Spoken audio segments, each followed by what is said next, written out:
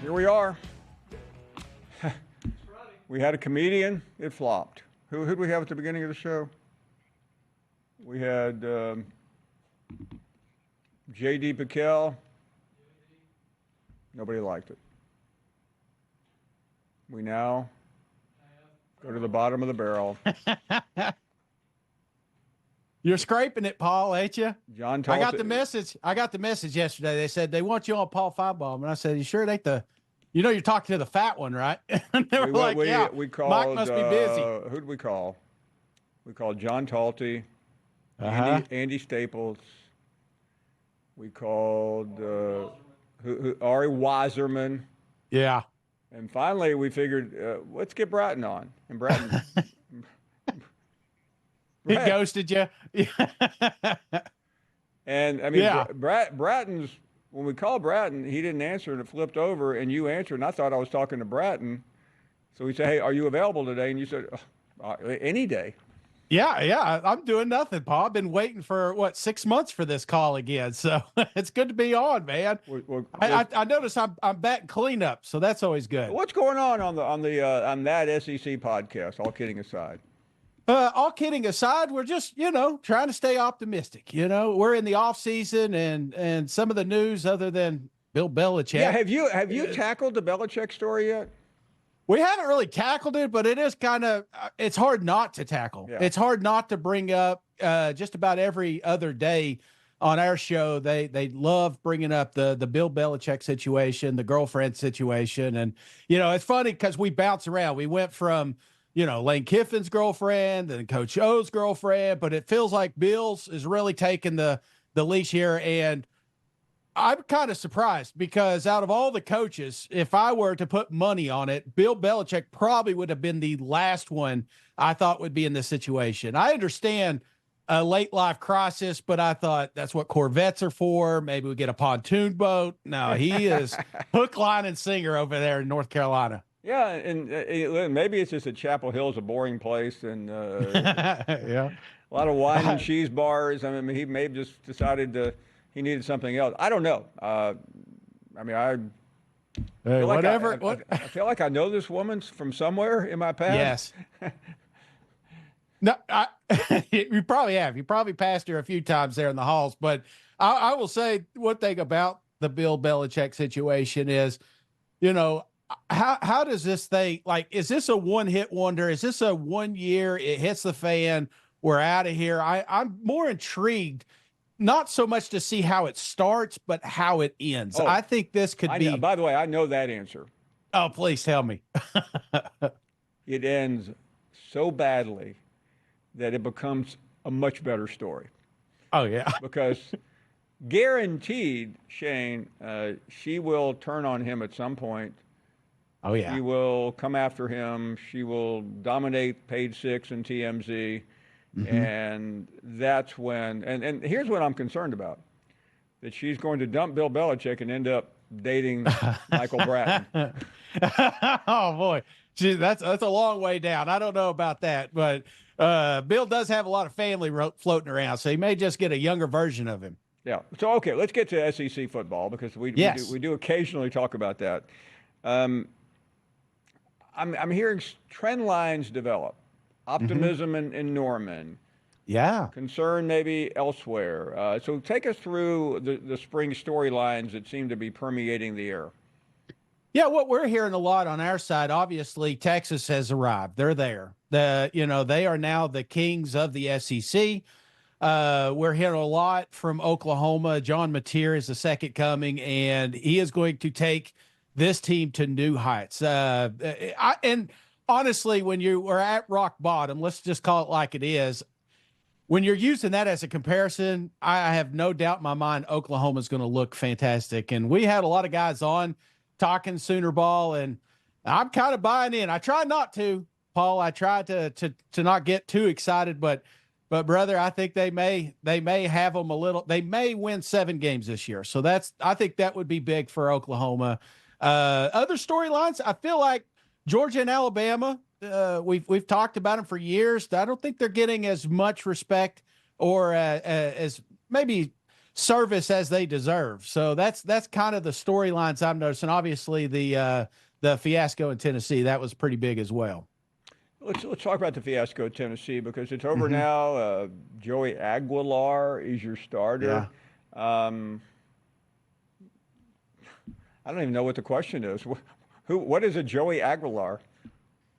Well, again, I heard Heupel on there the other day. Somebody asked him about the Nico situation, and he now calls it the Aguilar situation. So we are moved past. That's a name we just do not speak about in this state of Tennessee. So what does it mean? I think Aguilar is one of those guys that brings the ceiling down but raises the floor. Okay. When Nico did leave, I felt like Tennessee, there's no shot that they are even sniffing the college football playoffs.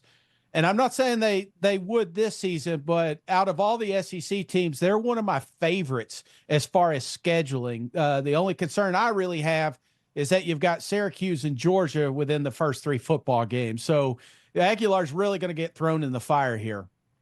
And in terms of Tennessee, and I realize everybody's feeling better, but we have the schedule up on the screen, Shane.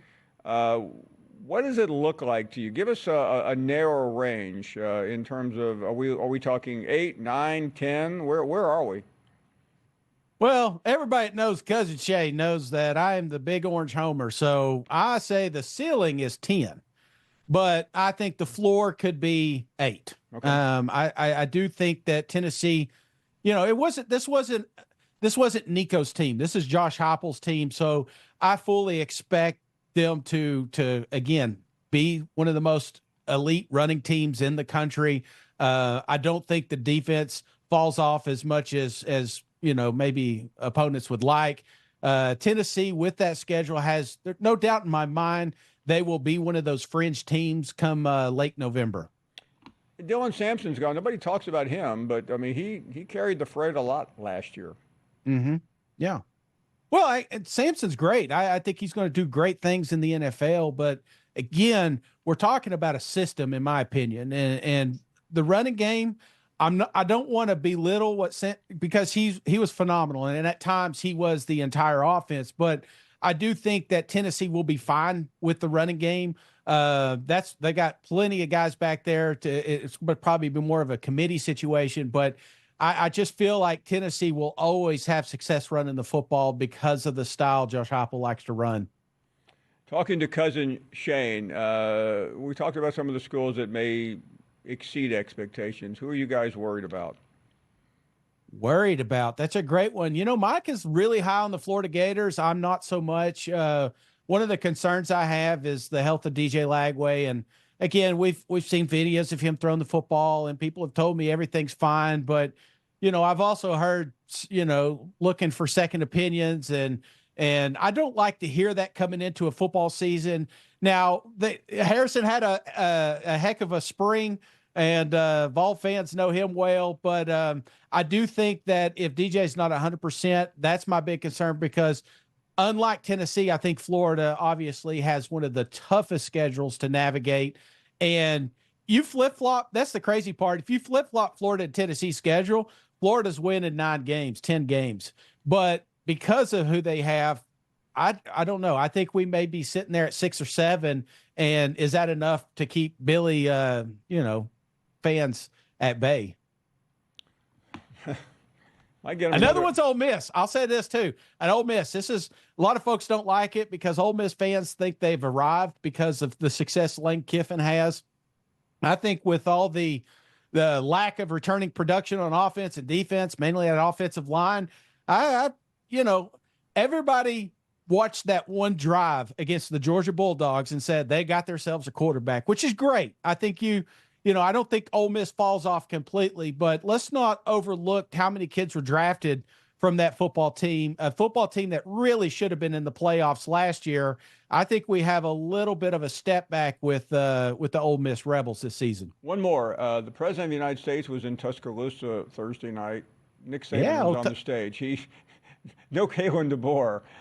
He even joked about bringing Saban back, and then no, Alabama has a coach. We didn't quite hear what the coach's name was. What about this year for DeBoer? I think this is as you would call a sleeper, and that's crazy to say about Alabama, but this may be one of the most scary teams that is in the SEC. I feel like the floor is probably higher than most teams, but the ceiling could be undefeated. That's how good this football squad could be, and I really like this defense. I think it may be up there with the best in this country. And a lot of people uncertain about the quarterback situation, but I don't know. Something about the year two. I feel like this is when Alabama really stretches. A lot of mistakes made last year. It's kind of a clean break from the quarterback situation. So I'm expecting Bama to be right there in the mix. And if you're doubting them or the Georgia Bulldogs, you're crazy. I like it. Cousin Shane delivering here. Yeah. Wasn't our first choice. Yes. Second, third, but I appreciate you coming on. I didn't mean to. I mean, we love you here, Cousin Shane. I don't know why you're never on the show, but. Yeah. I can hear them talking. They're like, how did this guy get on again? So, by the way, your podcast, how often is that podcast on? We do 5 days a week. So Sunday through Thursday. And honestly, we've got a lot of interviews, a lot of content coming out where we get to talk about individual teams. So that SEC podcast, please check it out. We just like to have fun, Paul. We're a little bit more laid back. And we just like to shoot the and talk college football. It is one of my we were together a year ago in Nashville. One of my funniest and most enjoyable hours. And Randy, it wasn't that I was being articulate or compelling, but it was an hour straight live roast of Cousin Shane. It was hilarious. I thought that hour would never end, Paul. I asked Dan Brams was there, and he and Michael and I walked out together, and I said, I probably shouldn't have done some of those jokes, should I? I mean, I genuinely felt badly in the aftermath, Cousin Shane. I know I should have called you afterwards and apologized, but I cried in my pillow that night and, got over it and text Bill Belichick and said, hey, how do I get through this? You got his girlfriend on the phone and I survived. So everything is fine on Rocky Top. And Paul, I can't wait to see you down there at Media Days. Unfortunately, I ain't going to be able to go do the coach talk down there, but Mike is going to be down there tanning it up. He'll be at spring meetings. Is that right? Yeah. Hell or high water, he'll be there, and you can't miss him. I don't think he's going to wear a shirt all week. Well, he will be a guest on our show the whole time. He'll probably be standing behind us because there's no way the SEC is going to let him any closer. Thank you, Cousin Shane. We appreciate it. We're back up against the break here. Coming back with more.